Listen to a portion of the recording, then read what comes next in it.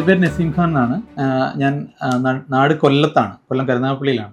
അപ്പോൾ ഞങ്ങളൊരു software company നടത്തുകയാണ്, ഈ ബീംസ് ഇൻഫോടെക് എന്ന് പറഞ്ഞിട്ട്. ഇവിടെയും എറണാകുളത്തും കോഴിക്കോടും പല സ്ഥലങ്ങളിലുണ്ട്.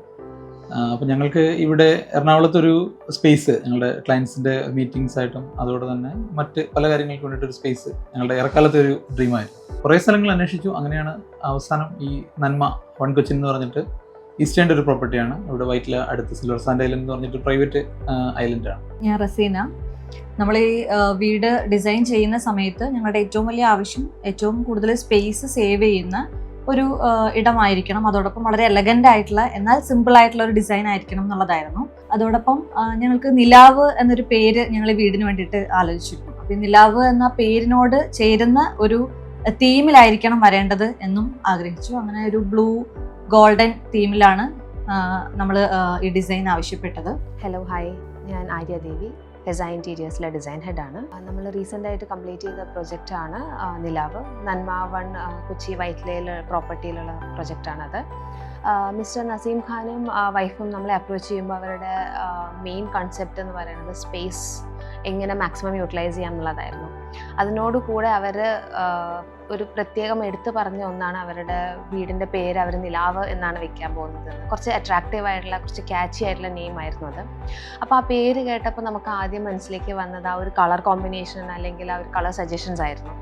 അതിനോട് മാച്ച് ചെയ്തിട്ടാണ് നമ്മൾ ആ എൻറ്റയർ ഹൗസ് ചെയ്തേക്കുന്നത്. നിലാവ് അല്ലെങ്കിൽ ഒരു പേസ്റ്റൽ ലൈറ്റ് ബ്ലൂ അല്ലെങ്കിൽ ഒരു ബ്ലൂ ഗ്രീൻ ഷെയ്ഡ്, അങ്ങനെയാണ് നമ്മൾ ആ വീടിന് കൺസിഡർ ചെയ്തേക്കുന്നത് കംപ്ലീറ്റ് ആയിട്ട്. പിന്നെ നമ്മൾ സ്പേസ് സേവിങ്, ചെറിയ 2 BHK ആണ്, അതായത് ഒരു 850 സ്ക്വയർ ഫീറ്റിൽ വരുന്ന ഒരു 2 BHK അപ്പാർട്ട്മെൻ്റ് ആണ്. അപ്പം നമ്മൾ അതിൽ മാക്സിമം സ്റ്റോറേജ് യൂട്ടിലൈസ് ചെയ്യണം.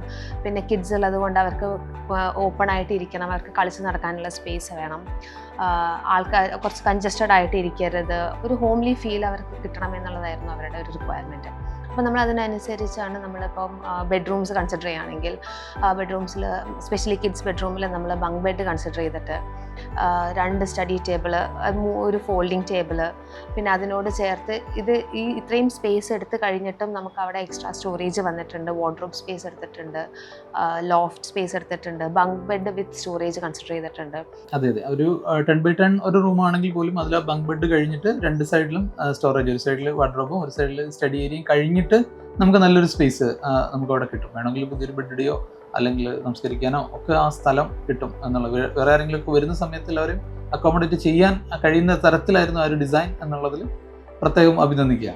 മറ്റൊന്ന്, ഈ കിഡ്സിൻ്റെ റൂമിൽ നമുക്കൊരു അയൺ ടേബിൾ വേണമായിരുന്നു. അപ്പോൾ അത് കിഡ്സിൻ്റെ റൂമിൽ വോളിൽ തന്നെ ഫിറ്റ് ചെയ്യുന്ന ഒരു ഫോൾഡബിൾ ആയിട്ടുള്ള അയൺ ടേബിളും അക്കോമഡേറ്റ് ചെയ്യാൻ കഴിഞ്ഞു. അതേപോലെ മാസ്റ്റർ ബെഡ്റൂമിലും നമ്മൾ ബെഡിൽ നമ്മൾ സ്പേസ് സ്റ്റോറേജ് കൺസിഡർ ചെയ്തിട്ടുണ്ട്. അതായത് ബെഡിൻ്റെ താഴെ അപ്ലിഫ്റ്റ് ബെഡ് കൺസിഡർ ചെയ്തിട്ട് അതിൽ സ്റ്റോറേജ് കൺസിഡർ ചെയ്തിട്ടുണ്ട്. അതിനോട് ചേർത്ത് വാർഡ്രോബ്സും ലോഫ്റ്റ് സ്പേസും. പിന്നെ ഞങ്ങൾ 2 പേരും വർക്ക് ഫ്രം ഹോം ആയിട്ടുള്ള ആൾക്കാരൂടെയാണ്, വീട്ടിലിരുന്ന് തന്നെ വർക്ക് ചെയ്യും. അതോടൊപ്പം കുട്ടികളും 2 പേര് പഠിക്കുന്നവരുണ്ട്. അപ്പം ഞങ്ങൾക്കുള്ളൊരു വർക്ക് സ്പേസ് കൂടെ ഈ ഒരു 10x10 ബെഡ്റൂമിൽ കാണണമായിരുന്നു. അപ്പോൾ ഈ വാർഡ്രോബിനോട് ചേർന്ന് നമുക്ക് ഫോൾഡബിൾ ആയിട്ടുള്ളൊരു സ്റ്റഡി ടേബിൾ, ഒരു വർക്ക് സ്പേസ് നമ്മൾ അറേഞ്ച് ചെയ്തു. അതോടൊപ്പം ചെറിയൊരു ബാത്റൂമിലേക്ക് പോകുന്ന ആ സ്പേസിലും ചെറിയൊരു ഫോൾഡബിൾ ടേബിള്, അത് 2 നമ്മൾ വർക്ക് സ്പേസ് ആയിട്ട് യൂസ് ചെയ്യുന്നുണ്ട്. അതേപോലെ നമ്മൾ കിച്ചണിൽ നമുക്ക് വേണ്ട ആ ഒരു കളർ തീം, അതായത് ആ ഒരു നിലാവ് എന്നുള്ള ആ ഒരു കളർ തീം മെയിൻറ്റെയിൻ ചെയ്തിട്ടാണ് കിച്ചണിലേക്ക് നമ്മൾ കളർ എടുത്തേക്കുന്നത്. അതിനോട് ചേർത്ത് നമ്മൾ ബ്രേക്ക്ഫാസ്റ്റ് ടേബിളും അവിടെ കൺസിഡർ ചെയ്തിട്ടുണ്ട്. അതിനോട് കൂടെ നമുക്ക് പാർട്ടീഷൻസ് ഉണ്ട് കിച്ചണിൽ. പിന്നെ നമ്മുടെ എൻട്രൻസ് വാളിൽ നമ്മൾ ചെറിയ രീതിക്ക് മിനിമലായിട്ട്, എന്നാൽ ആ വാൾ ഫ്രീ ആയിട്ട് വിടാതെ ഒരു ഹൈലൈറ്റ് എന്ന രീതിയിൽ നമ്മൾ വാൾ പാനലിങ് അല്ലെങ്കിൽ PVC പാനലിങ് കൺസിഡർ ചെയ്തിട്ടുണ്ട്. പിന്നെ നമ്മൾ അഡീഷണൽ ആയിട്ട് കൺസിഡർ ചെയ്തേക്കുന്നത് ലൈറ്റിംഗ് ആണ്. ഇതൊരു ചെറിയ അപ്പാർട്ട്മെൻ്റ് ആയതുകൊണ്ട് നമുക്ക് മാക്സിമം ലൈറ്റിംഗ് എങ്ങനെ കൊടുക്കാമെന്നാണ് നമ്മൾ നോക്കിയിരിക്കുന്നത്. അതിനായിട്ട് നമ്മൾ ഫോൾ സീലിംഗ് കൺസിഡർ ചെയ്തിട്ടുണ്ട്. ആ ഒരു ലൈറ്റിങ്ങിൽ നമ്മൾ എൻറ്റയർ ഏരിയ, ആ ഒരു പെർട്ടിക്കുലർ എൻറ്റയർ ഏരിയ കവർ ചെയ്യാൻ മാക്സിമം ശ്രമിച്ചിട്ടുമുണ്ട്. ഇപ്പം നമ്മൾ എൻട്രൻസ് ഏരിയയിലാണെങ്കിൽ എൻട്രൻസിൽ ആ ഒരു പ്രൊഫൈൽ ലൈറ്റ്സ്, അതിനോട് ചേർത്ത് ലിവിങ് ഡൈനിങ്ങിലേക്ക് വരുമ്പോൾ അവിടെ TV യൂണിറ്റ് വരുന്നുണ്ട്. ഈ പ്രൊഫൈൽ ലൈറ്റ്സ് അല്ലെങ്കിൽ ഫോൾ സീലിംഗ് ലൈറ്റ്സിനോട് കൂടെ നമുക്ക് TV യൂണിറ്റിൽ നമ്മൾ അഡീഷണൽ ലൈറ്റ് കൊടുത്തിട്ടുണ്ട്.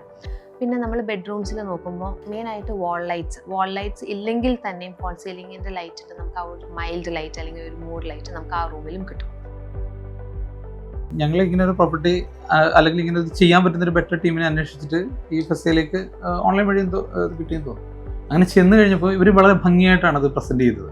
നമുക്ക് വേണ്ടത് എക്സ്പീരിയൻസ്ഡ്, ഇവരുടെ ഒരു എക്സ്പീരിയൻസ് ആണ്, ഇങ്ങനെ ഒരു ടീമിന്റെ എക്സ്പീരിയൻസ് ആൻഡ് എക്സ്പെർട്ടൈസ് ആണ് നമുക്ക് വേണ്ടത്. നമുക്ക് നല്ല ഐഡിയ ഉണ്ട്, പക്ഷേ അത് എക്സിക്യൂട്ട് ചെയ്യാനുള്ള എന്താ പറയുക പ്രൊഫഷണൽ ആയിട്ടുള്ള ടെക്നിക്കൽ ആയിട്ടുള്ള നോളജ് ആണ് നമുക്ക് മിസ്സിംഗ് ആയിട്ട് വരുന്നത്. അല്ലെങ്കിൽ എന്തൊക്കെയാണ് പുതിയ മെറ്റീരിയൽസ് മാർക്കറ്റിൽ അവൈലബിൾ ആയിട്ടുള്ളത്, അതിനെ സംബന്ധിച്ചൊന്നും നമുക്ക് കൃത്യമായിട്ടുള്ള ധാരണകളില്ല. അപ്പോൾ അതൊക്കെ അറിയുന്ന നല്ലൊരു ടീമിനെ നമ്മൾ ഏൽപ്പിക്കുന്നു എന്നുള്ളൊരു ധാരണയില്ല. അങ്ങനെയാണ് ഞങ്ങൾ ഫെസയിലേക്ക് എത്തുന്നത്.